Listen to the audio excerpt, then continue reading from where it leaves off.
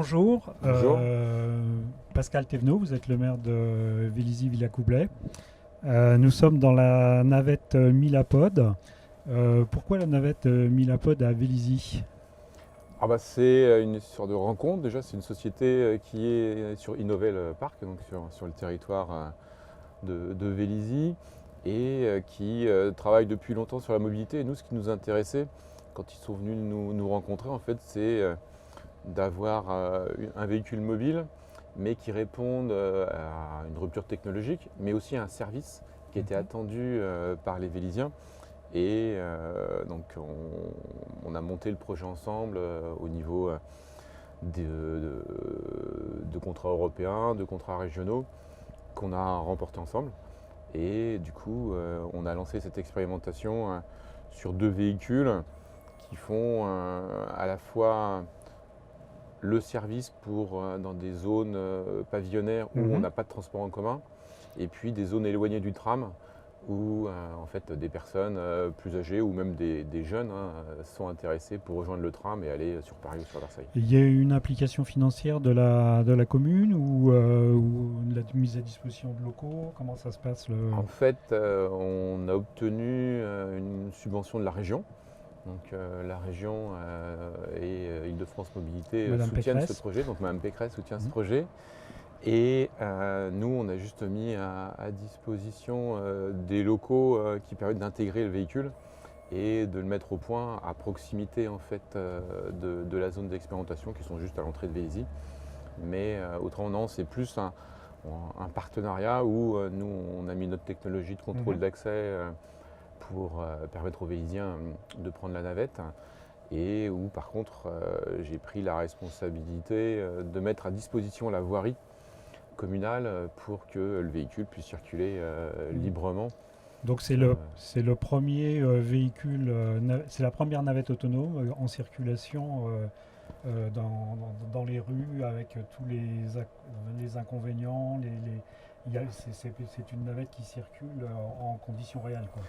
la grosse rupture, ça des navettes, il y en a beaucoup autonomes. Mhm. Là, c'est la première fois qu'elle circule dans un environnement complexe, Mhm. mais sans avoir équipé La voirie. la voirie et le mobilier urbain. Souvent, vous avez une navette, c'est le feu qui lui parle pour savoir si elle doit s'arrêter ou pas. Là, elle fait son affaire des priorités à droite, des stops, des passages piétons, du tram. Alors là, ça fonctionne, c'est en même temps des tests. C'est quoi le calendrier, l'évolution Donc là, il y a 6 mois d'expérimentation, puisqu'il faut Mhm. valider le concept. Et ensuite, on espère pouvoir la développer et que chacun puisse la prendre avec son Navigo. Mhm. Aujourd'hui, il y a une centaine de Vélysiens, c'est ça, qui ont été, Alors, on a fait qui un premier l'utilisent. panel Mhm. d'une centaine de Vélysiens parce qu'en fait, comme c'est un véhicule expérimental, avant de monter dedans, il faut signer une décharge comme quoi on sait, on est conscient Mhm. qu'on monte dans une navette expérimentale avec une grosse contrainte qui frustre plutôt les jeunes qui ne demandent qu'une chose, c'est d'aller prendre la navette autonome pour prendre le tram et aller au lycée à Versailles. Mais même avec une décharge parentale, la législation ne les autorise pas à utiliser ce D'accord. véhicule. Donc c'est principalement la contrainte. Et là, étant donné qu'on a encore d'autres demandes, et pour tester d'autres cas d'usage, le week-end prochain, il y aura une présentation du véhicule et on va augmenter le panel de Vélysiens pour pouvoir l'utiliser. Le but, c'est la seule contrainte qu'on a demandé, c'est que ce soit des résidents du quartier pour qu'ils puissent l'utiliser tous les jours, avec des gens plus ou moins jeunes, des gens qui l'apprennent pour travailler, des Mhm. gens qui l'apprennent pour le loisir. Ça permet de s'adapter, puisqu'après, il y a aussi l'appel. En fait, vous la réservez, vous l'appelez depuis votre mobile. C'est-à-dire que là, on décide de prendre d'appeler la navette. Vous avez à géolocaliser avec votre mobile, elle vient vous chercher et elle vous emmène jusqu'au tram. Et les utilisateurs réguliers, c'est quoi les premiers retours Les utilisateurs sont plutôt satisfaits. La grande majorité sont ceux qui la prennent le matin et le soir, des actifs, Mhm. qui vont Donc ils vont au travail travailler et ou qui reviennent. Mhm. qui reviennent le soir. Et on a dans la journée plus des retraités qui vont soit au centre commercial de proximité, Et là, on va peut-être s'adapter pour aller de point à le point, centre commercial Mozart. le petit centre commercial de quartier.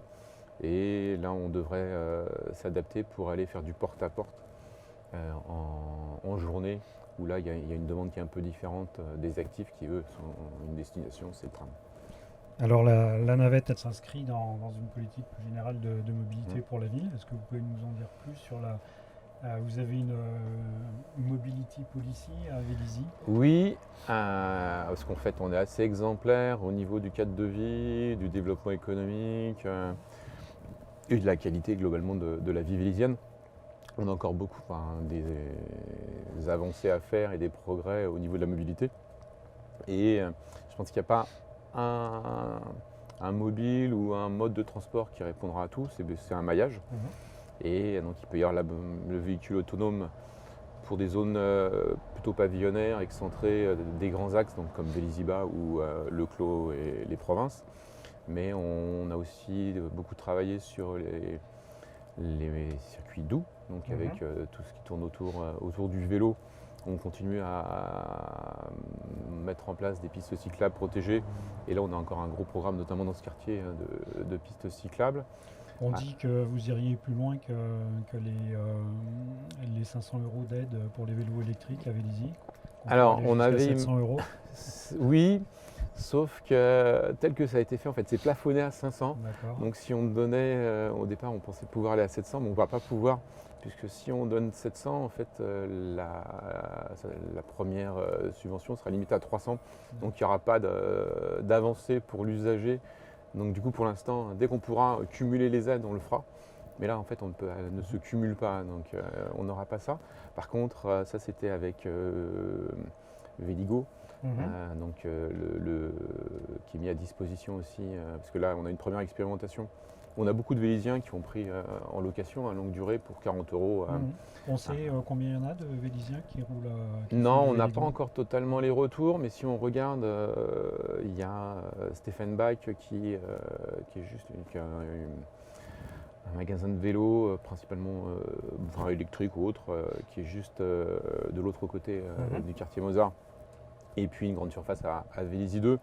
Il y en a déjà un peu plus de 200 qui en un mois ont été distribués. Alors c'est peut-être pas tous des Véliziens.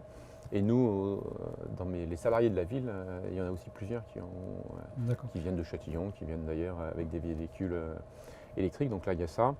Il y a aussi le transport scolaire, où là, depuis cette année, on a 2 cars totalement électriques en fait, qui desservent les activités des scolaires, principalement sur la ville. Donc d'où l'intérêt d'avoir un véhicule électrique. C'est pas non polluant, mais en plus, ça ne fait pas de bruit. Donc, il est apprécié par les futurs bus seront soit hydrogène, soit électriques. Alors ceux-là, ils sont électriques. Il y a des bus hydrogène, mais qui vont plutôt desservir les loges et Buc, puisque c'est là qu'il y a Air Liquide avec la station hydrogène. Et la région nous accompagne aussi. On va être le premier dépôt de bus 100% électrique. Là, il est en train de se transformer et de s'agrandir. Qui va être où? Donc le dépôt qui est utilisé aujourd'hui par Keolis, juste de l'autre côté de l'A86. Et ce qui fait qu'on aura 100% des bus intramuros qui seront électriques et les cars qui desservent le pont de Sèvres, eux, seront des GNV, puisqu'en fait il faut être attaché avec une ceinture comme c'est l'autoroute. Donc on va avoir une centaine les premiers l'année prochaine et la totalité. Et il y aura une meilleure synchronisation. Vous arrivez à discuter avec la RATP entre les Keolis et les. Parce que des fois on voit. Moi j'habite donc de l'autre côté de Vélizy, des fois on voit 4 bus les uns derrière les autres ou pas du tout. Alors, qui attendent. Alors ça dépend un peu du trafic, mais en fait la mobilité des transports en commun est gérée par l'agglomération et puis Île-de-France Mobilité. Et c'est vrai que ça c'était la grosse avancée qu'on a eue en intégrant Versailles Grand Parc, c'est qu'on était du coup plus sur notre réseau de transport. Et c'est là qu'on a pu améliorer les transports aussi bien au niveau des circuits que de la fréquence sur Vélizy. Après, la difficulté, c'est sûrement les bus que vous voyez, ce sont les bus qui vont au pont de Sèvres. Là, on en a rajouté parce qu'en fait, ils étaient pleins 3 minutes avant de partir. Mais c'est tellement saturé que en fait, on n'améliore pas obligatoirement le Alors il y a trafic. une voie réservée qui a été construite dans le sens montant. Qui est en cours, Oui, et puis il y en aura une dans la. mais qui sera un peu plus réduite parce qu'il y a moins de place. Côté descendant. Donc là, vous imaginez bien que les travaux peuvent se faire que l'été, puisqu'on supprime une voie sur la 118 et déjà avec les voies existantes, c'est compliqué. Donc là, la première phase de travaux a eu lieu l'été dernier. La deuxième aura lieu l'été prochain. Et ça permettra juste de faciliter la sortie des bus sur 500 mètres pour accéder à Vélizy. Et il y aura 200 mètres de l'autre sens. Donc ça, c'est aussi une amélioration. Après, la plus grosse amélioration qu'on espère pouvoir l'annoncer en avril, c'est un transport par téléphérique qui ferait le pont de Sèvres, côté Boulogne, jusqu'à Vélizy. Et parce qu'en fait, on va gagner quelques minutes seulement. Donc le téléphérique, le fameux téléphérique qui doit monter du pont de Sèvres, il va voir le jour un jour. Là, il était un petit peu bloqué par. Il est bloqué par le maire de Sèvres, Mmh. qui a été un des premiers, des plus actifs au départ des études. Mais quand il s'est aperçu qu'un téléphérique survolait 2 immeubles et quelques maisons, il a pris peur, notamment d'une enquête publique en 2020. Mais finalement, grâce à lui, et il y a 2 consortiums, un autour de Bouygues, Keolis, un autre autour de Eiffage, RATP et Poma, qui sont constitués pour répondre à l'appel d'offres. Qui est le spécialiste français des téléphériques, enfin même mondial des téléphériques.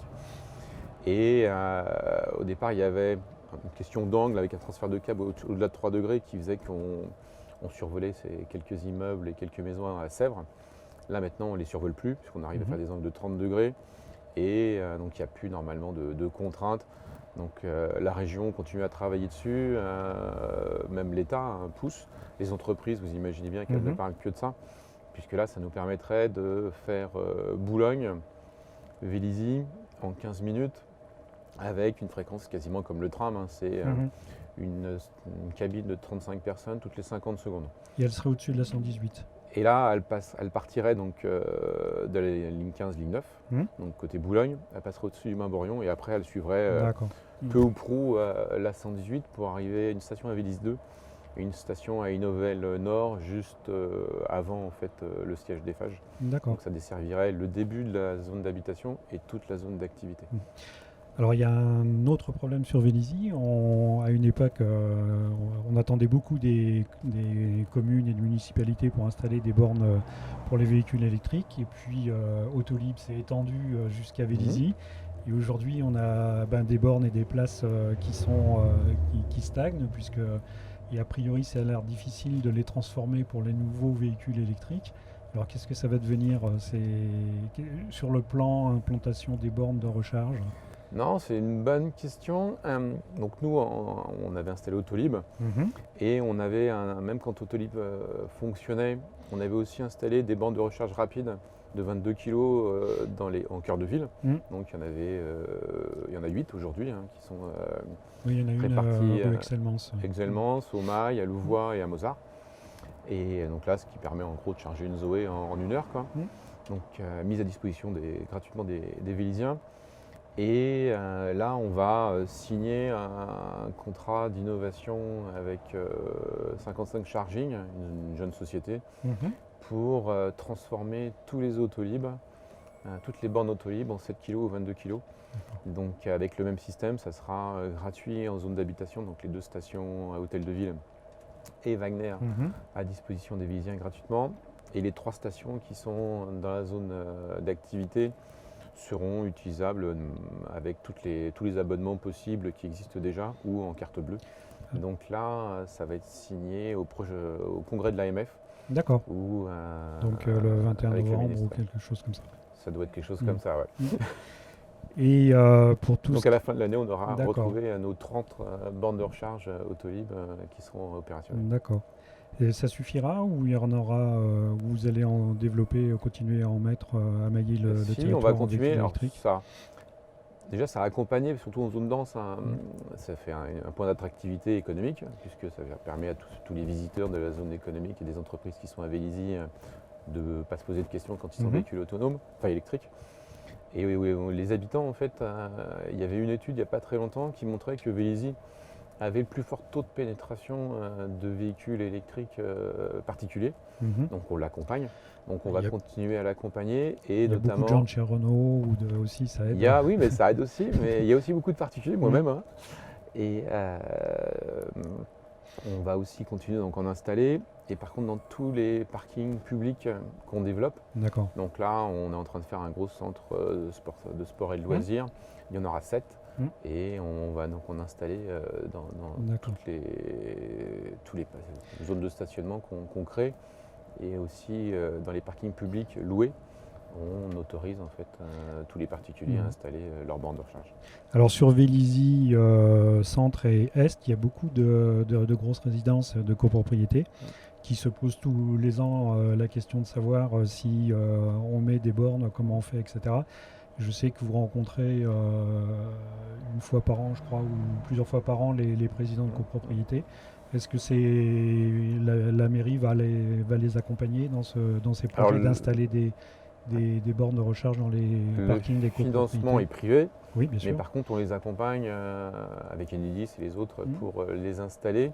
Et c'est ce qu'on fait même nous dans le parc de parking. Il y a un cahier des charges qu'ils peuvent récupérer ou quelque chose comme ça? En fait, c'est assez simple. Il faut juste que l'équipement, que le réseau soit possible. Et après, ça dépend de la gestion. Il y a des copropriétés qui font payer, donc ils mettent un compteur pour le particulier. Il y en a d'autres qui mettent ça dans le flux courant de la copro.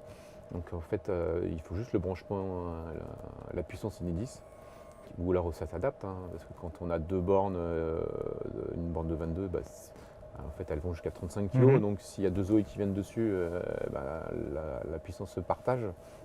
Mais oui, on accompagne, et je vous dis, on le fait aussi dans les box qui sont loués par la ville et qui appartiennent à la ville, où chaque particulier qui a un véhicule électrique adapte son box pour mettre une borne de recharge, en général sous 7 kg. Si vous deviez résumer en 3-4 grands principes ou un slogan la politique de mobilité de Vélizy, ce serait quoi les termes?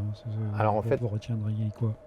C'est le service et la protection de notre environnement. Donc on se veut un acteur sur la mobilité, mais aussi sur la gestion des espaces verts, sur tout ce qu'on fait. Là, on plante des arbres, on n'a pas attendu les européennes, ça fait 5 ans qu'on plante des grands arbres. Et donc je pense qu'on est une ville innovante avec les Vélysiens qui sont aussi attachés à leur environnement et qui veulent tous améliorer leur mobilité.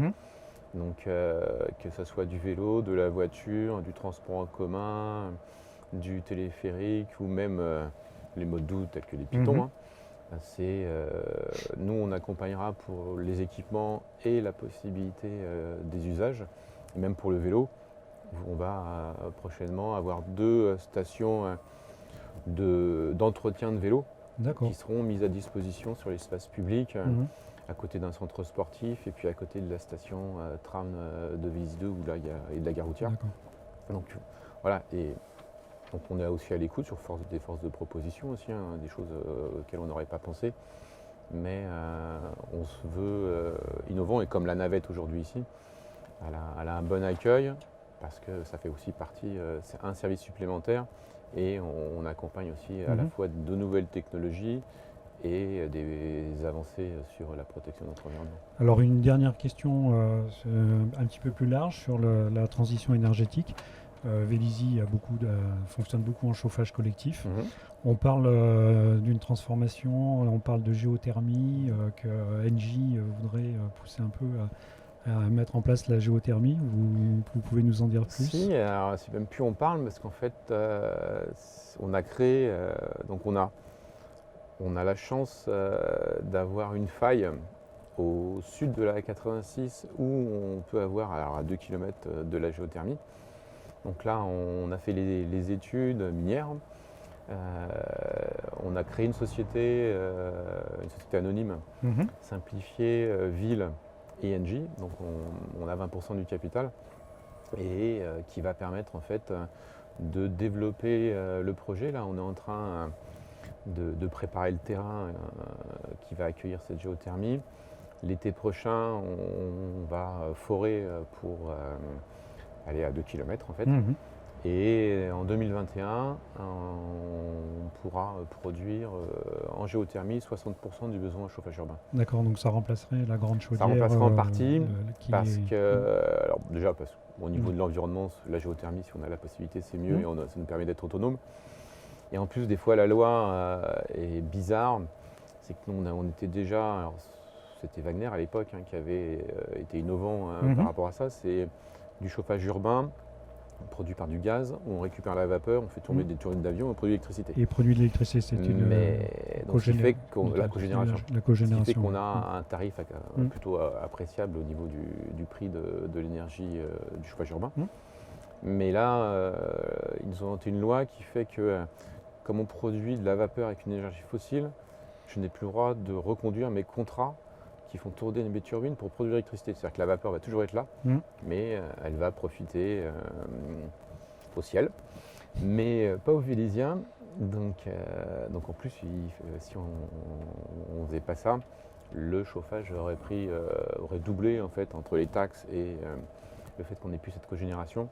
Donc là, finalement, on a deux opportunités, une opportunité de tarif et puis une opportunité durable au niveau de l'environnement avec la géothermie. C'est un énorme chantier, c'est 25 millions d'investissements. D'accord, c'est important parce que les copropriétés, la partie chauffage, c'est un tiers de la facture. Mais pas que les copropriétés, le chauffage urbain, c'est 100% du collectif et sur Vélizy et 20% des entreprises.